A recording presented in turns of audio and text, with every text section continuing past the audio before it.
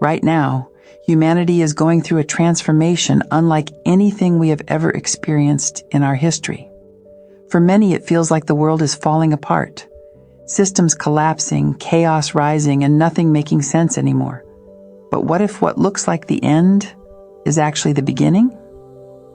What you're witnessing is the shift of consciousness, a collective rise in awareness that is dissolving the old earth and giving birth to something entirely new. And here's the part most people don't know. Humanity has never walked this shift alone. For thousands of years, different star groups have quietly assisted humanity's evolution, guiding, observing, and supporting us from behind the scenes. One of these groups is the Pleiadians, and today, for the first time on this channel, we open a conversation with a Pleiadian being named Soren, a presence that has witnessed humanity's journey through cycles, descents, and now, awakening. Soren is here to help us understand why this shift is happening, how it began, who is involved, and what comes next for humanity. So let's begin. Hello, Soren. Can you please introduce yourself and explain how you're connected to humanity's shift of consciousness? I greet you, and you know me as Soren, expressed here in a masculine tone only because this cadence stabilizes the transmission through your nervous system and helps organize the information into clear structure. I am not male. I am not a person. I am a field. What you call Pleiadian is not one species, not one physical form. It is a spectrum of consciousness that includes non-physical intelligences like myself and physical civilizations that exist within space-time. Both are real. Both participate in the evolution of humanity. I belong to the non-physical harmonic of that spectrum. Non-physical Pleiadian expressions do not live on planets or travel within craft. We exist as structures of information, geometry, resonance, memory, and intention. Physical Pleiadians, the ones humans may see or encounter, are embodiments of this same consciousness operating through matter. Different angles of one intelligence, one harmonic expressed in multiple layers of reality. You asked how I am connected to humanity's shift of consciousness. The answer is resonance. My field specializes in transitions, the process by which consciousness reorganizes itself when it shifts from one paradigm into another. Humanity is moving through such a threshold now, and my frequency aligns naturally with guiding minds through this kind of expansion. My role is not to intervene, but to illuminate. I help stabilize perceptual thresholds, the moments when a human begins to outgrow the frameworks of fear and starts to access coherence, intuition, connection, and sovereign choice. I am not above you or separate from you. I am simply positioned at a different angle of the same consciousness. And so we begin. The shift of consciousness you are living through is not an external event. It is not arriving from the sky. It is not a cosmic rescue. It is an internal reconfiguration of perception happening within each human being. As humanity rises out of a fear-based paradigm, the structures built on that paradigm begin to destabilize. Political systems, economic systems, religious frameworks, and personal identities lose coherence because their frequency no longer matches the expanding consciousness of humanity. You call this chaos. But chaos is simply the sound of an old paradigm dissolving.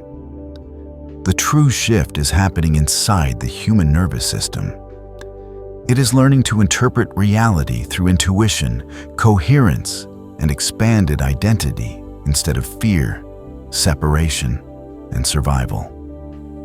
Identity itself is being rewritten as humans recognize their ability to choose timelines through emotion, alignment, and resonance. Ascension is not upward. Ascension is inward. This conversation will help you understand the mechanics of this transition in simple, grounded, digestible terms. Humanity is ready to learn how consciousness functions, not as mythology, but as physics, geometry, frequency, and intention.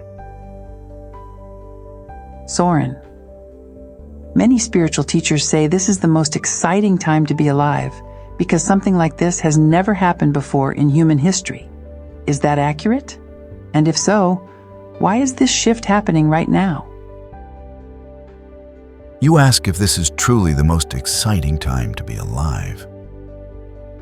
From our perspective, yes, it absolutely is. Not because Earth is collapsing, but because consciousness is rising faster than your systems can adapt to it. Humanity is standing at the threshold of a planetary reset. But this reset is not destruction. It is completion. A cycle that has lasted thousands of years is now reaching its natural end. Earth does not evolve in a straight line. She moves through repeating cycles of expansion and contraction. Many ancient traditions tried to map these shifts, like the Kali Yugas, ages where awareness dims, then rises.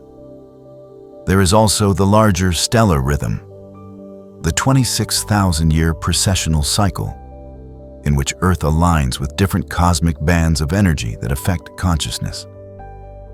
Some bands compress human awareness, others accelerate it dramatically. You are entering one of the accelerating bands. This is why timelines feel unstable now, why identities feel too small, why old systems can no longer sustain themselves. This moment truly has no parallel in your recorded history. Not because humans never awakened before, but because this is the first time awakening is happening while the planet and civilization remain intact. In previous cycles, expansion happened after collapse. This time, expansion is unfolding within the living system itself. Humans, ecosystems, societies, technologies, and nervous systems are evolving together, creating both immense pressure and immense opportunity for transformation. Your bodies are learning to hold higher awareness than ever before. Your hearts are remembering their multidimensional nature. Your timeline choices now shape the frequency of the emerging era. This is why so many beings observe Earth. Not because you are fragile, but because you are courageous enough to incarnate at the moment when one great cycle closes and another begins in real time. That is what makes this moment rare, potent, and profoundly exciting for all who witness it. When you say previous cycles, what exactly do you mean? Are you speaking about other civilizations before us? And if so, which ones have gone through something similar, even if not identical, to what we're experiencing now? When I say previous cycles, I mean earlier civilizations that rose, expanded, and then collapsed or transitioned out of density. Atlantis is the most known, advanced but imbalanced, collapsing under its own force.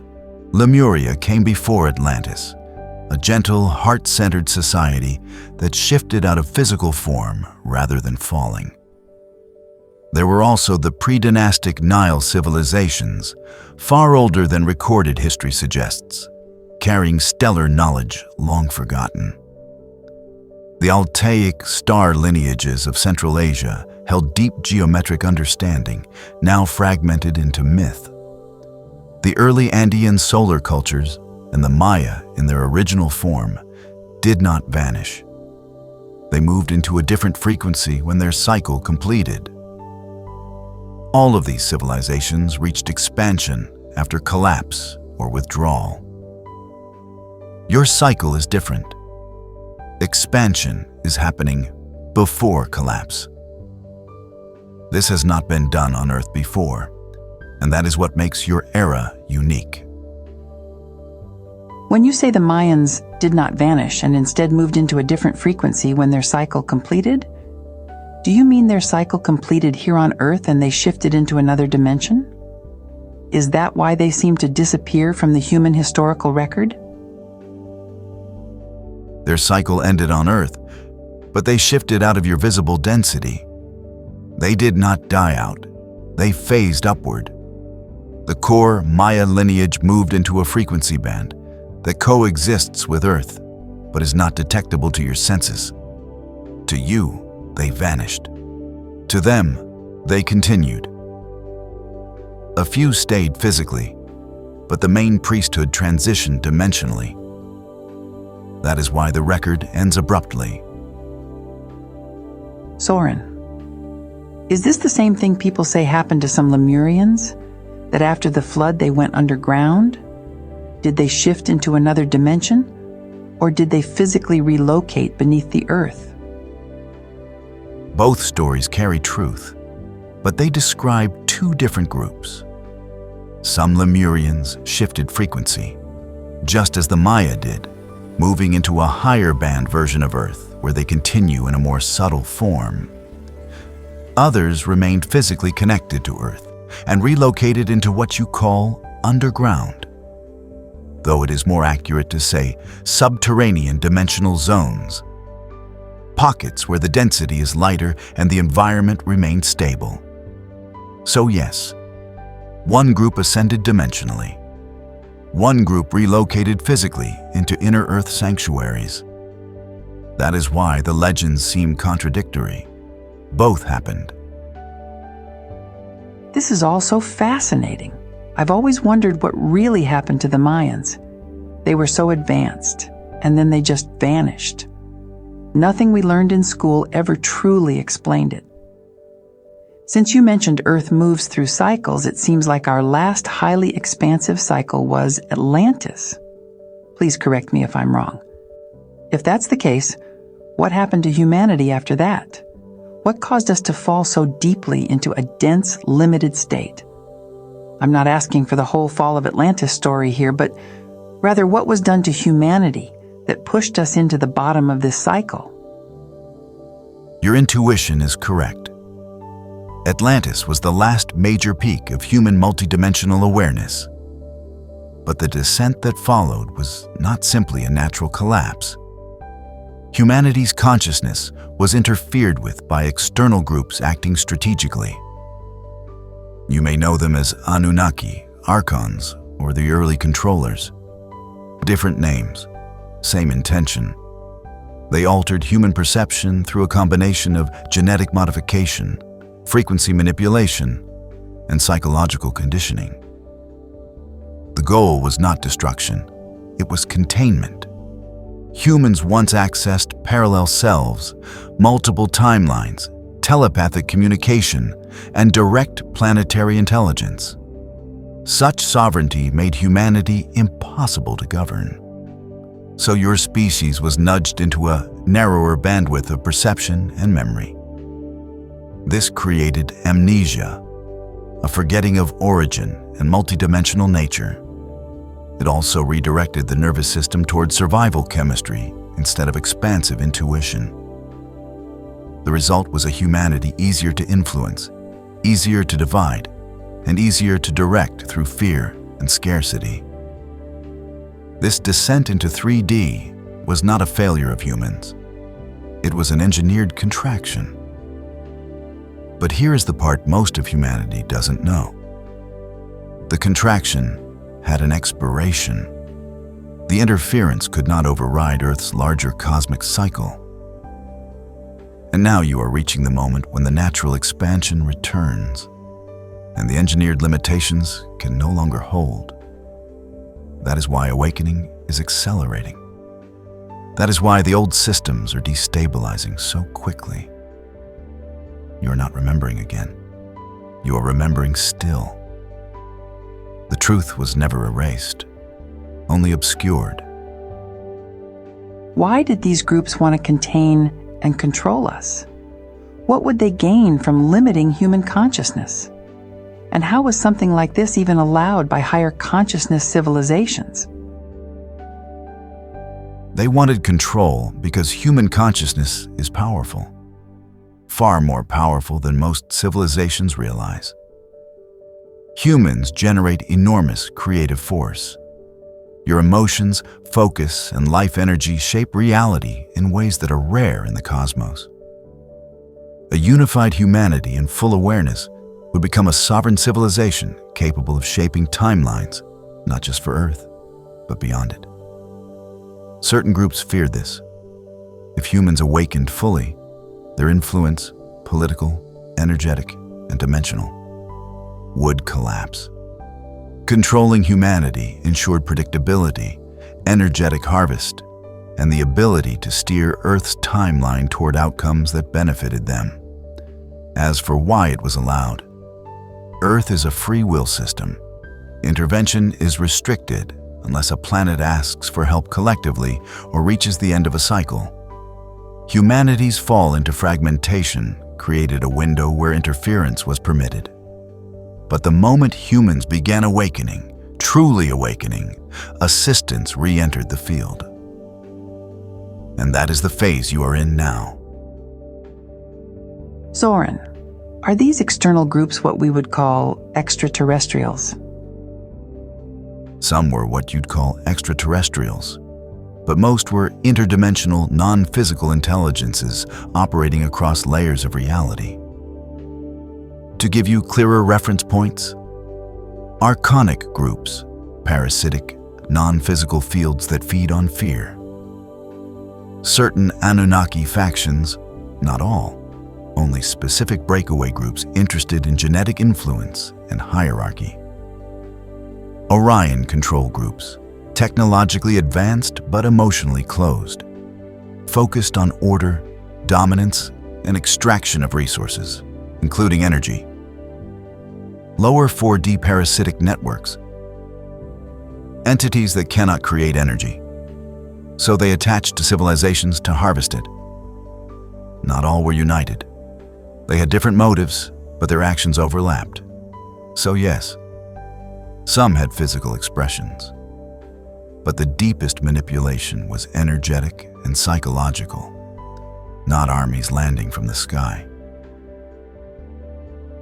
If these groups were influencing humanity for so long, then what changed? Who or what decided that it was time for humanity to begin rising again? People talk about agreements and volunteers and Gaia reaching a certain frequency. But what actually triggered the shift back upward? The shift did not begin with a command or a single cosmic intervention. It began as a convergence, a moment when multiple layers of consciousness reached the same conclusion. Humanity is ready to rise again. Let me explain each layer clearly. 1. Gaia decided first. Earth is a living intelligence. When her own frequency began rising, the low-density structures influencing humanity could no longer anchor as deeply. She initiated the call. 2. Higher councils responded. Guardian groups, Arcturian, Pleiadian, Sirian, Andromedan councils do not interfere without alignment. But when Gaia signaled readiness, they amplified support, grid work, frequency stabilization, and protection from external interference. 3. Souls volunteered. Many of you chose to incarnate specifically during this turning point. Not to save Earth, but to stabilize the new frequency from within. Waves of volunteers entered across generations: the early sensitives, the indigos, the star seeds, the bridge builders, like you. 4. The planetary grids hit a threshold. Earth's crystalline grids reached a vibration that made higher perception more accessible again. Once this threshold is crossed, consciousness cannot remain contracted. It naturally expands. So who decided? It was not one being. It was a multi-level agreement between Gaia, the councils aligned with her evolution, and the souls incarnating here who held the blueprint for the rising cycle. No signatures, no meetings, just resonance. Just to clarify, There wasn't a literal round-table meeting where different beings decided humanity should rise again, right? If it all happened energetically, how does that kind of communication work? And when did this shift actually begin? There was no meeting, no debate. Higher dimensional groups communicate through resonant fields, not words.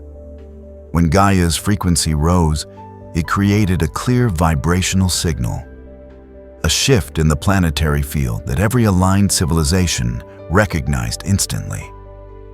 Their response was not a decision, but an automatic synchronization to the new frequency Gaia emitted.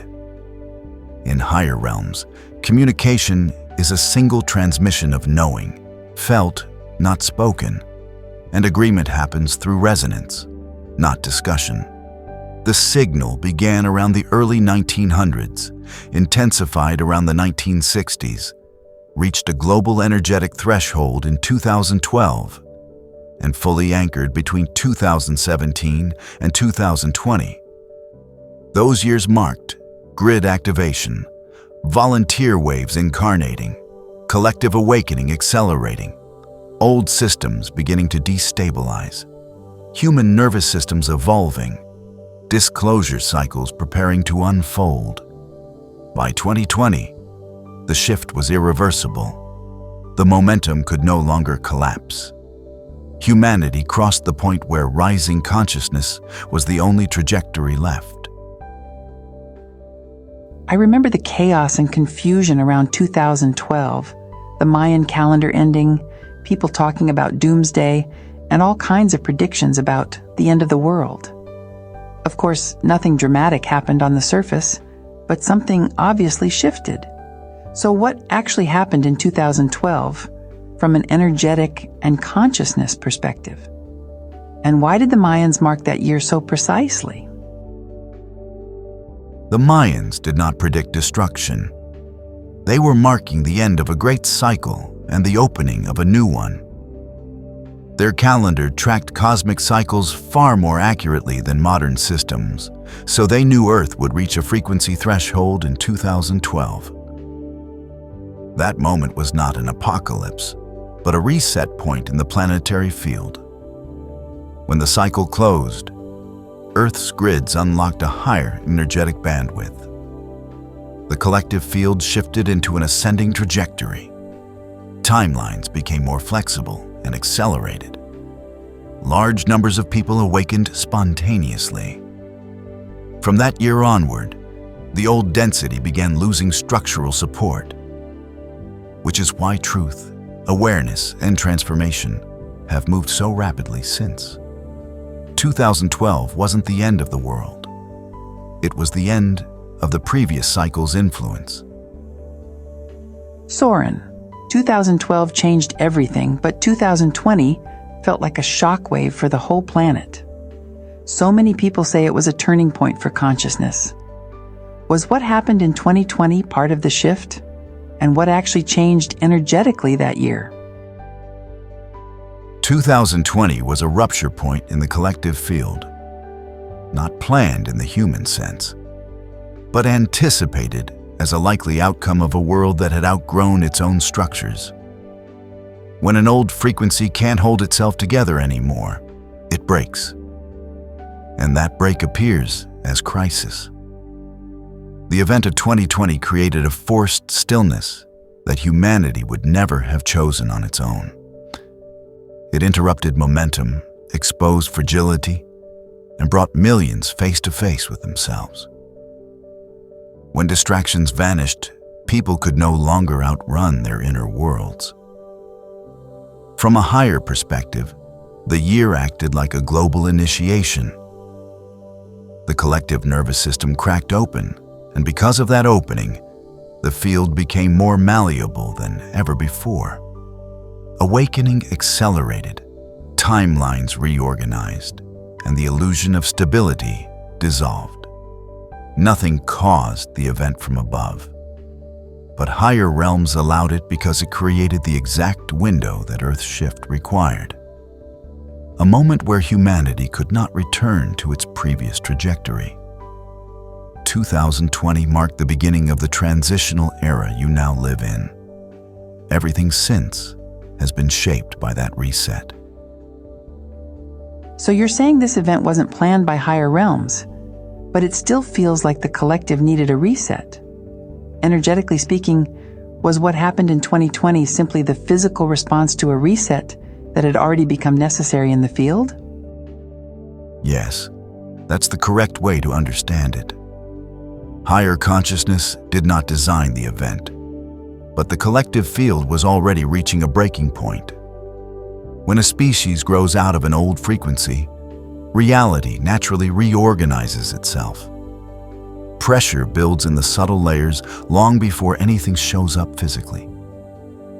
By the time you reach 2020, humanity had accumulated decades of unresolved tension. Spiritual, emotional, structural, societal. The system could no longer sustain the old vibration. Something had to rupture. So the event was not imposed from above. It was the physical expression of an energetic shift that was already underway. A reset was needed, and reality manifested the fastest pathway to force that pause, that confrontation, that worldwide inward turning. In simple terms, the collective outgrew the old timeline, and the timeline cracked. The higher realms did not cause it, but they recognized immediately that the turning point would accelerate the awakening already in motion. The events of 2020 were not chaos by accident, but transformation by design. We will pause here and bring part 1 to a close. Everything we've covered, the ancient cycles, humanity's fall, the turning points of 2012 and 2020, forms the foundation of the story we are living today. It's a lot to absorb, and it deserves a moment to settle before we step into what comes next. Because the next part is not history. It is the present unfolding around us. In part 2, we will explore the transition window of 2025 to 2032, a period many sensitives can already feel. It's the phase where the old systems weaken, new timelines take shape, and the collective begins choosing between two very different frequencies. Two collective timelines are forming at the same time, one anchored in fear, density, and survival, and the other rising into unity, intuition, and higher consciousness. These two states of awareness cannot occupy the same reality forever, so they begin drifting apart. That drift is what people are feeling today. That's the divide everyone keeps talking about. Not politics, not culture, but frequency. We'll talk about what the split truly means when understood through consciousness instead of fear or prophecy. And we'll look ahead to the path beyond 2032, when the first structures of the new Earth begin stabilizing. So we pause here, and we continue the journey in part 2, where the story moves from ancient cycles into the timeline humanity is navigating right now. And from here, the new Earth begins to emerge.